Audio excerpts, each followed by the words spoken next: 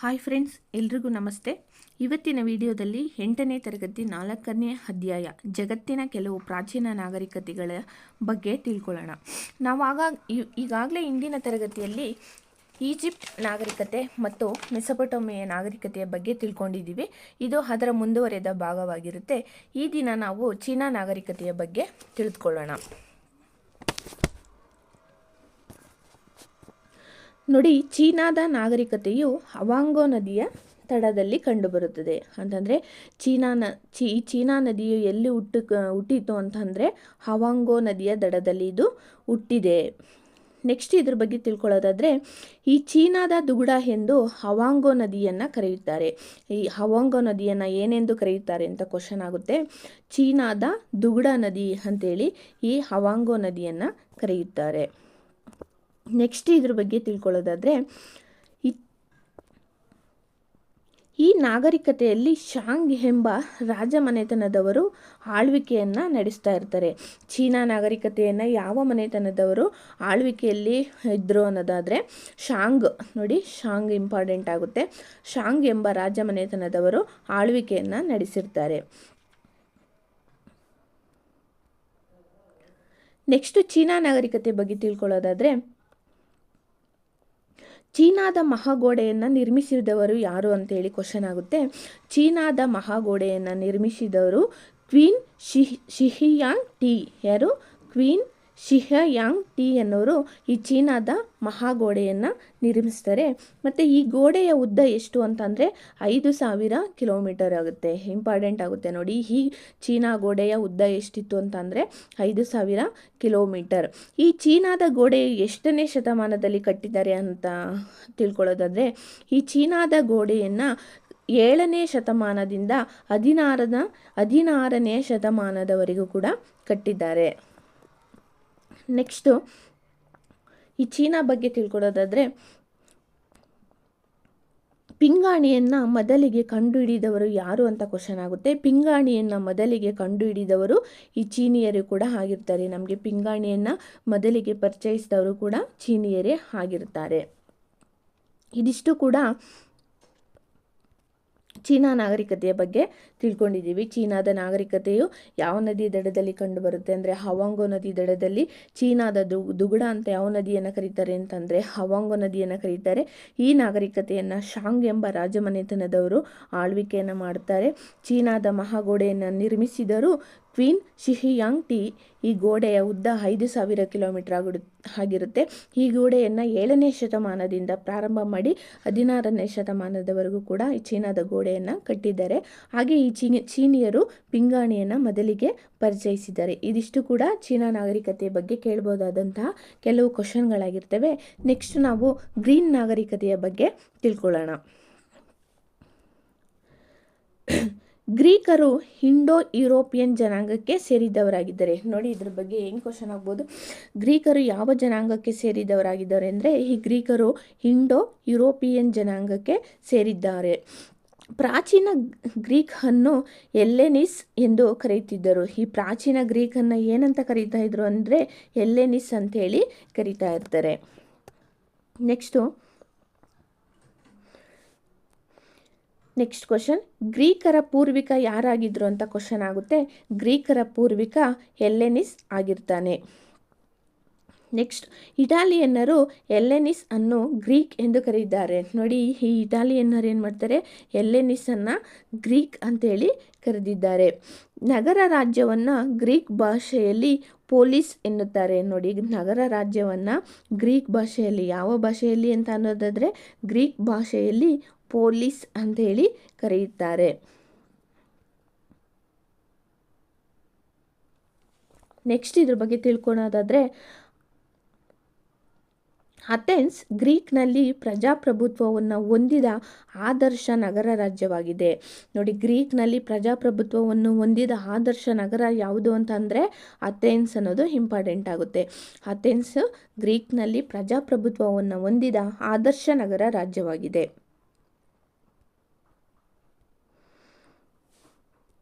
ಈ ಗ್ರೀಕರ ಕಾಲದಲ್ಲಿ ಪೆರಿಕ್ಲಿಸ್ ಅಂತೇಳಿ ಬರ್ತಾರೆ.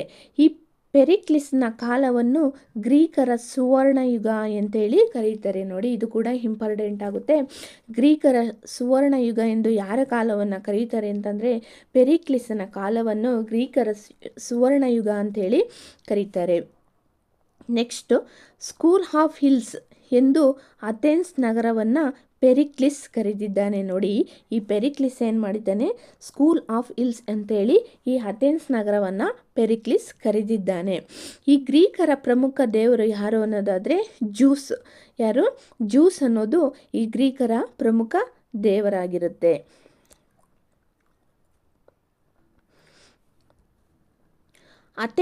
ಅಥೆನ್ಸ್ ನಗರದ ಅಧಿದೇವತೆ ಆಗಿದೆ. ಅಥೆನಾ ಎಂಬುದು ಅಥೆನ್ಸ್ ನಗರದ ಅಧಿದೇವತೆಯಾಗಿದೆ. ಅಥೆನ್ಸ್ ನಗರದ ಅಧಿದೇವತೆ ಯಾವುದು ಅನ್ನೋದಾದರೆ ಅಥೆನಾ ಅನ್ನೋದು ಅಥೆನ್ಸ್ ನಗರದ ಅಧಿದೇವತೆಯಾಗಿದೆ.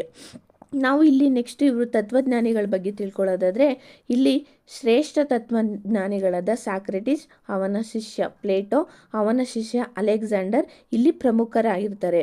ಯಾರ್ಯಾರು ಅಂತಂದರೆ ಸಾಕ್ರೆಟಿಸ್ನ ಶಿಷ್ಯ ಪ್ಲೇಟೋನ ಶಿಷ್ಯ ಅರಿಸ್ಟಾಟಲ್ನ ಶಿಷ್ಯ ಅಲೆಕ್ಸಾಂಡರ್ ಇಲ್ಲಿ ಕಂಡುಬರುವಂತಹ ಗ್ರೀಕ್ ದೇಶದಲ್ಲಿ ಕಂಡುಬರುವಂತಹ ಪ್ರಮುಖ ತತ್ವಜ್ಞಾನಿಗಳಾಗಿರ್ತಾರೆ.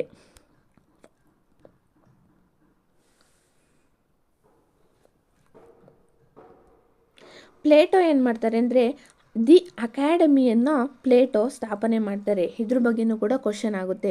ದಿ ಅಕಾಡೆಮಿಯನ್ನು ಸ್ಥಾಪಿಸಿದವರು ಯಾರು ಅನ್ನೋದಾದರೆ ಪ್ಲೇಟೋ ದಿ ಅಕಾಡೆಮಿಯನ್ನು ಸ್ಥಾಪಿಸಿದ್ದಾರೆ. ಲೀಸಿಯಂ ಅನ್ನು ಅರಿಸ್ಟಾಟಲ್ ಸ್ಥಾಪಿಸಿರ್ತಾರೆ. ಈ ಲೀಸಿಯಂ ಅನ್ನೋದನ್ನು ಅರಿಸ್ಟಾಟಲ್ ಸ್ಥಾಪಿಸಿದ್ದಾರೆ. ನೆಕ್ಸ್ಟ್ ಇವ್ರ ಬಗ್ಗೆ ತಿಳ್ಕೊಳ್ಳೋದ್ರೆ, ಓಮರ್ ಅನ್ನೋನು ಒಬ್ಬ ಅಂಧ ಕವಿಯಾಗಿರ್ತಾನೆ. ಇವನು ಈಲಿಯಡ್ ಮತ್ತು ಒಡಿಸ್ಸಿ ಎಂಬ ನಾಟಕವನ್ನು ಬರೆದಿದ್ದಾನೆ. ನೋಡಿ, ಇದು ಇಂಪಾರ್ಟೆಂಟ್ ಆಗುತ್ತೆ. ಓಮರ್ ಎಂಬ ಅಂಧ ಕವಿ, ಇವನು ಏನಾಗಿರ್ತಾನೆ ಅಂದರೆ ಅಂಧ ಕವಿಯಾಗಿರ್ತಾನೆ. ಇವನು ಈಲಿಯಡ್ ಮತ್ತು ಒಡಿಸ್ಸಿ ಎಂಬ ನಾಟಕವನ್ನು, ಇದು ನಾಟಕವಾಗಿರುತ್ತೆ, ನಾಟಕವನ್ನು ಇವನು ಬರೆದಿರ್ತಾರೆ. ಯಾರು ಅನ್ನೋದಾದರೆ ಓಮರ್. ಈಲಿಯಡ್ ಮತ್ತು ಒಡಿಸ್ಸಿ ಎಂಬ ನಾಟಕವನ್ನು ಬರೆದವರು ಯಾರು ಅಂತಂದರೆ ಓಮರ್ ಆಗಿರ್ತಾನೆ. ನೆಕ್ಸ್ಟ್ ಪಾಯಿಂಟ್, ಹೆರೋಡೋಟಸ್ ಮತ್ತು ತುಸಿಡೈಡಿಸ್ ಗ್ರೀಕ್ನ ಪ್ರಮುಖ ಇತಿಹಾಸಕಾರರಾಗಿದ್ದಾರೆ.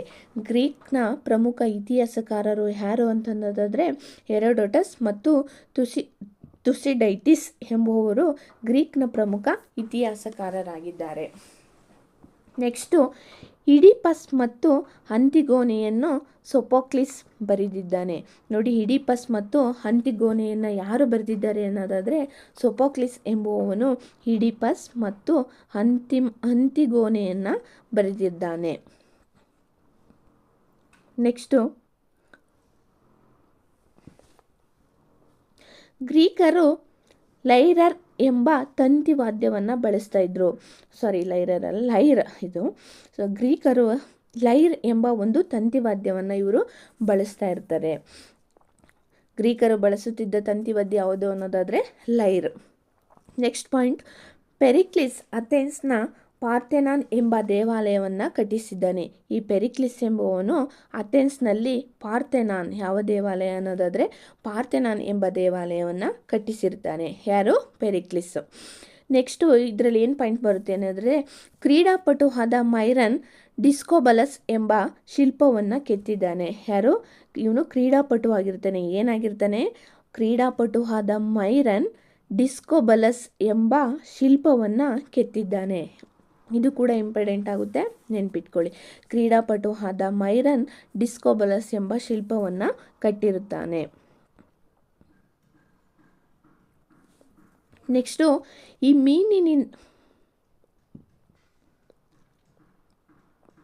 ಮೀನಿನಿಂದ ಮಾನವ ಎಂಬ ವಿಕಾಸ ಸಿದ್ಧಾಂತವನ್ನು ಯಾರು ಪ್ರತಿಪಾದಿಸಿದ್ರು ಅಂತಂದರೆ ಅನಾಕ್ಸಿಮಿಂಡರ್. ಯಾರು? ಅನಾಕ್ಸಿಮಿಂಡರ್ ಅವರು ಮೀನಿನಿಂದ ಮಾನವ ಎಂಬ ಸಿದ್ಧಾಂತವನ್ನು ಪ್ರತಿಪಾದಿಸಿರುತ್ತಾರೆ. ನೆಕ್ಸ್ಟ್ ಇಲ್ಲಿ ನಾವು ಗಣಿತಜ್ಞರ ಬಗ್ಗೆ ತಿಳ್ಕೊಳ್ಳೋದಾದರೆ, ಥೇಲ್ಸ್, ಪೈಥಾಗೋರಸ್ ಅಥೆನ್ಸ್ನ ಪ್ರಮುಖ ಗಣಿತಜ್ಞರಾಗಿದ್ದಾರೆ. ಯಾರು? ಥೇಲ್ಸ್ ಮತ್ತು ಪೈಥಾಗೋರಸ್ ಇವರಿಬ್ಬರು ಕೂಡ ಅಥೆನ್ಸ್ನ ಪ್ರಮುಖ ಗಣಿತಜ್ಞರಾಗಿದ್ದಾರೆ. ವೈದ್ಯಶಾಸ್ತ್ರದ ಪಿತಾಮಹ ಬರಬೇಕು ಇಲ್ಲಿ. ವೈದ್ಯಶಾಸ್ತ್ರದ ಪಿತಾಮಹ ಯಾರು ಅಂದರೆ ಹಿಪೋಕ್ರಟಿಸ್ ಆಗಿರ್ತಾನೆ. ಇವನೇನಾಗಿರ್ತಾನೆ? ವೈದ್ಯಶಾಸ್ತ್ರದ ಪಿತಾಮಹ ಆಗಿರುತ್ತಾನೆ. ನೆಕ್ಸ್ಟ್ ಪಾಯಿಂಟ್ ಏನು ಕೇಳ್ಬೋದು ಅನ್ನೋದಾದರೆ 2750ರಲ್ಲಿ ಒಲಿಂಪಿಯಾದಲ್ಲಿ ಒಲಿಂಪಿಕ್ ಕ್ರೀಡೆ ಪ್ರಾರಂಭವಾಯಿತು. ನೋಡಿ, ಇದು ಇಂಪಾರ್ಟೆಂಟ್ ಆಗುತ್ತೆ. ಒಲಿಂಪಿಕ್ ಕ್ರೀಡೆಯನ್ನು ಪ್ರಾರಂಭವಾಗಿದ್ದು ಯಾವಾಗ ಮತ್ತು ಎಲ್ಲಿ ಅಂತ ಕೇಳ್ಬೋದು ಕ್ವಶನ್ನು. 2750ರಲ್ಲಿ ಒಲಿಂಪಿಯಾದಲ್ಲಿ ಮೊದಲ ಬಾರಿಗೆ ಒಲಿಂಪಿಕ್ ಕ್ರೀಡೆಗಳು ಪ್ರಾರಂಭವಾಗ್ತವೆ. ಅದೆಷ್ಟಲ್ಲಿ ಅಂತಂದರೆ ಶಾಲಿವಾಹನ ಶಕಪೂರ್ವ 776ರಲ್ಲಿ ಈ ಒಲಿಂಪಿಕ್ ಆಟವು ಗ್ರೀಕ್ನಲ್ಲಿ ಮೊದಲ ಬಾರಿಗೆ ಪ್ರಾರಂಭವಾಯಿತು.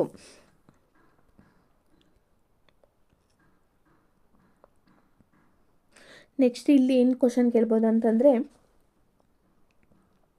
ಗ್ರೀಕರು ಕದನದಲ್ಲಿ ಜಯಗೊಳಿಸಿದ ಸುದ್ದಿಯನ್ನು ಅಥೆನ್ಸ್ಗೆ ಮುಟ್ಟಿಸಲು ಪೆಯಿಥಿಪೈಡಸ್ ಎಂಬ ಸೈನಿಕ ಓಡಿ ಬಂದು ವಿಜಯದ ಸುದ್ದಿಯನ್ನು ತಿಳಿಸಿ ಮರಣ ಹೊಂದಿದನು.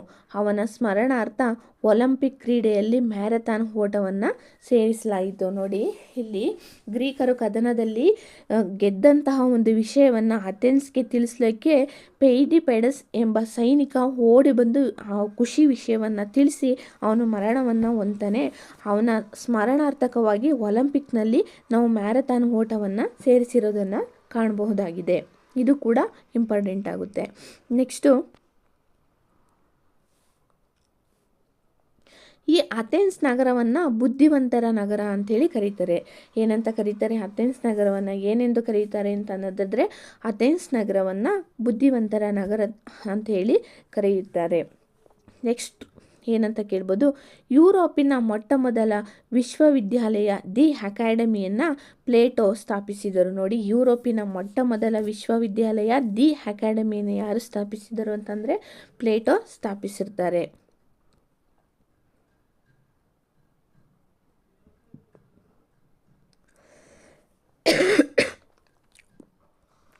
ನೆಕ್ಸ್ಟು, ಅರಿಸ್ಟಾಟಲ್ ಲೈಸಿಯಂ ಎಂಬ ಶಿಕ್ಷಣ ಸಂಸ್ಥೆಯನ್ನು ಸ್ಥಾಪಿಸ್ತಾರೆ. ಯಾರು? ಲೈಸಿಯಂ ಎಂಬ ಶಿಕ್ಷಣ ಸಂಸ್ಥೆಯನ್ನು ಯಾರು ಸ್ಥಾಪಿಸಿದರು ಅನ್ನೋದಾದರೆ ಅರಿಸ್ಟಾಟಲ್ ಎಂಬುವರು ಲೈಸಿಯಂ ಎಂಬ ಶಿಕ್ಷಣ ಸಂಸ್ಥೆಯನ್ನು ಸ್ಥಾಪಿಸಿದರು. ನೆಕ್ಸ್ಟು, ಗ್ರೀಕರು ಸರ್ವಾಧಿಕಾರಿಗಳನ್ನು ಸೆನೆಟ್ ಎಂದು ಕರೆಯುತ್ತಿದ್ದರು. ಗ್ರೀಕರು ಸರ್ವಾಧಿಕಾರಿಗಳನ್ನು ಏನಂತ ಕರೀತಾ ಇದ್ದರು ಅನ್ನೋದಾದರೆ ಸೆನೆಟ್ ಎಂದು ಕರೆಯುತ್ತಿದ್ದರು. ನೆಕ್ಸ್ಟ್ ಪಾಯಿಂಟ್ ಏನು ಕೇಳ್ಬೋದು ಅಂದರೆ, ವೈದ್ಯಕೀಯ ಅಧ್ಯಯನಕ್ಕೆ ಬುನಾದಿಯನ್ನು ಹಾಕಿದವರು ಯಾರು ಅನ್ನೋದಾದರೆ ಹಿಪೋಕ್ರಟಿಸ್. ಯಾರು? ವೈದ್ಯಕೀಯ ಕ್ಷೇತ್ರಕ್ಕೆ ಬುನಾದಿಯನ್ನು ಯಾರು ಹಾಕ್ತಾರೆ ಅನ್ನೋದಾದರೆ ಹಿಪೋಕ್ರಟಿಸ್. ಇದಿಷ್ಟು ಕೂಡ ನಾವು ಗ್ರೀಕ್ ನಾಗರಿಕತೆಯ ಬಗ್ಗೆ ತಿಳ್ಕೊಬೋದಾಗಿದೆ. ಎಲ್ಲನೂ ಕೂಡ ಇಂಪಾರ್ಟೆಂಟ್ ಪಾಯಿಂಟ್ಸ್ ಆಗಿರುತ್ತೆ. ಇವತ್ತಿನ ಕ್ಲಾಸಲ್ಲಿ ನಾವು ಚೀನಾ ನಾಗರಿಕತೆ ಮತ್ತು ಗ್ರೀಕ್ ನಾಗರಿಕತೆಯ ಬಗ್ಗೆ ತಿಳ್ಕೊಂಡಿದ್ದೀವಿ. ಇನ್ನೂ ಕೂಡ ಇದು ಮುಂದುವರೆದ ಭಾಗ ಇರುತ್ತೆ. ನಿಮಗೇನಾದರೂ ಇದ್ರ ಬಗ್ಗೆ ಇಂಟ್ರೆಸ್ಟ್ ಇದ್ದರೆ ಪ್ಲೀಸ್ ಕಮೆಂಟ್ ಮುಖಾಂತರ ತಿಳಿಸ್ಕೊಡಿ. ನಾನು ಕ್ಲಾಸನ್ನು ಮಾಡಿಕೊಡ್ತೇನೆ. Thank you all.